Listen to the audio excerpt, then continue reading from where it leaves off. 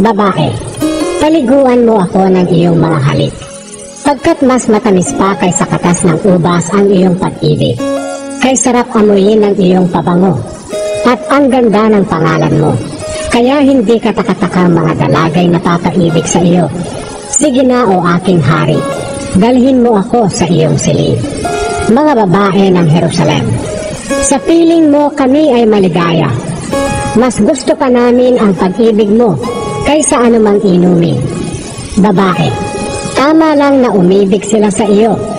O mga babaeng taga Jerusalem, maitim nga ako gaya ng mga tolda sa Kedar, pero maganda naman tulad ng kurtina sa palasyo ni Solomon.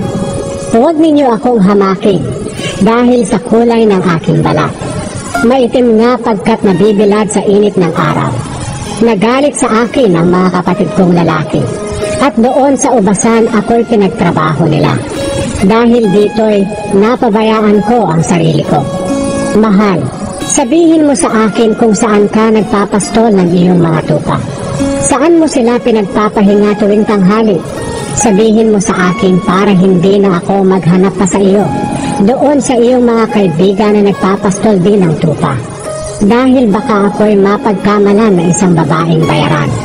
Lalaki, kung hindi mo alam o babaeng ubod ng ganda, sundan ang bakas ng aking mga tupa. Papunta ito sa tolda ng mga pastol, at mga kambing mo'y doon mo na rin ipastol. O irog ko, tulad mo'y isang babaeng kabayo na nagustuhan ng lalaking kabayo na humihila ng karwahe ng hari ng Ehipto. Napakaganda ng iyong mga pisngi na lalong pinaganda ng mga hiyas. O anong ganda rin ng leeg mong sinuotan ng kwintas. Ika'y igagawa namin ng alahas na yari sa mga ginto at pilak. Babae, habang ang hari nasa kanyang mesa, pabango ko'y humahalimuyak. Parang samyo ng mira ang bango ng aking iniibig. Habang sa aking dibdib siya ay nakahilig.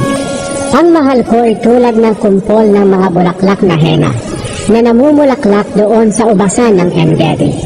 Lalaki, napakaganda mo aking giliw. Mga mata mo'y kasing tungay ng mga mata ng kalapati. Babae, kay kisig mo mahal ko. Napakaganda mong pagmasdan habang tayo ay nakahiga sa mga damo sa lilim ng mga punong sipres at cedro. Babae, ikalawang kabanata. Ako'y isang bulaklak lamang ng Sharon, isang liryo sa lambak. Lalaki, kung ihahambig sa ibang kababaihan, ang irog ko'y tulad ng liryo sa gitna ng matinik na halamanan.